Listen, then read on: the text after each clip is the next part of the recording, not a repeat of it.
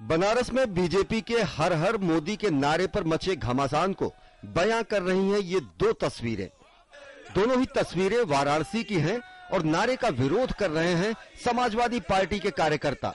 Samajwadi party के लोग न केवल नारे के खिलाफ मोदी का मुंह काला कर रहे हैं, बल्कि उन्होंने नारे का नया संस्करण भी गढ़ लिया है। नरेंद्र मोदी बनारस की धरती पर आए अपना पाप धोने। जैसा कि आप सभी लोग जानते हैं, देश दुनिया से लोग काशी में आते हैं अपने पापों को धोने, लेकिन नरेंद्र मोदी ने उससे भी बड़ा पाप कर दिया कि हर हर महादेव, जो हम लोगों के रगों में, हम लोगों के खून में हर महादेव का नारा घुसता है। आज नरेंद्र मोदी ने उससे भी बड़ा पाप कर दिया। बनारस की धरती पर आने से पहले उसने बाबा विश्वनाथ से अहंकार में बाबा विश्वनाथ से मोर्चा लेने का काम किया।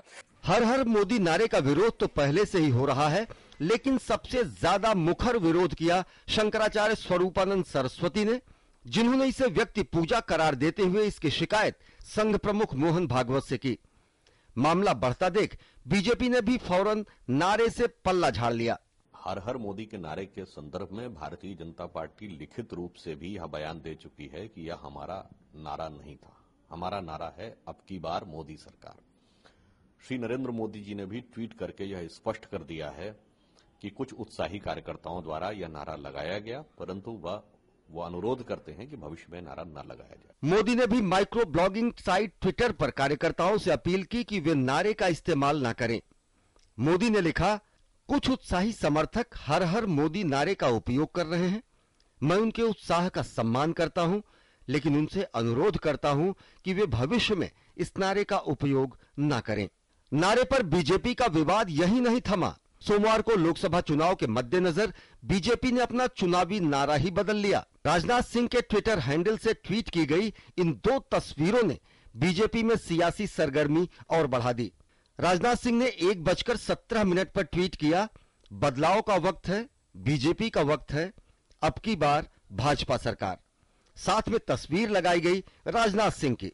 इस ट्वीट के आधे घंटे बाद राजनाथ सिंह के ट्विटर हैंडल से दूसरा ट्वीट आया।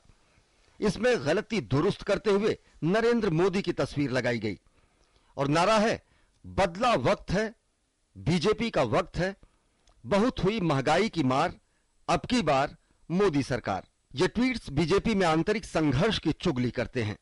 बीजेपी ने तो इन ट्वीट्स पर चुप्पी साध ली है, लेकिन विरोधी दलों को हमले का मौका जरूर दे दिया है। मुझे लगता है कि श्री मोदी जी और श्री राजनाथ सिंह जी और भारतीय जनता पार्टी जहां जहां है, सच बात है कि उनकी विचारधारा और उस राजनीतिक दल को बदलने का समय आया है कि अब बीजेपी जो है वो एक राजनीतिक अंग के रूप में जो आरएसएस का था उस तरीके से नहीं बचा, वो भी नहीं बचा। अब सीधा सीधा आरएसएस का एक प्रवक्ता के रूप में बदला है। देखिए, पूरे प्रकरण को हम अलग दृष्टिकोण से देखते हैं। भारतीय जनता पार्टी के बारे में हर जगह ये फैलाया जा रहा है कि मोदी जी की आंधी है, लहर है, वगैरह वगैरह। हमें लगता है कि आंधी देश में नहीं है, उनके पार्टी के अंदर चल रही है।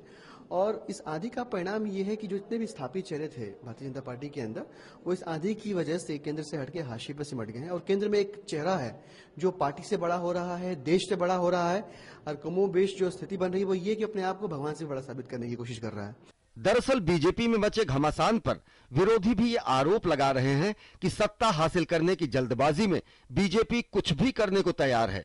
मोदी का जाप तो हो ही रहा है, बीजेपी जल्दबाजी में कई विवादित फैसले भी कर रही है। पार्टी में पहले वरिष्ठ नेताओं की सीटों को लेकर जमकर घमासान हुआ और कई वरिष्ठ नेताओं को दरकिनार कर दिया गया। बीजेपी की लिस्ट में मोदी की जमकर चली और हालत यह है कि कई मौजूदा सांसदों के टिकट काट दिए गए।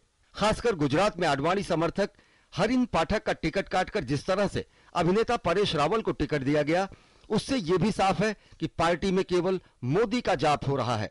पार्टी में हर किसी को शामिल करने की जल्दबाजी भी विवादों के घेरे में है।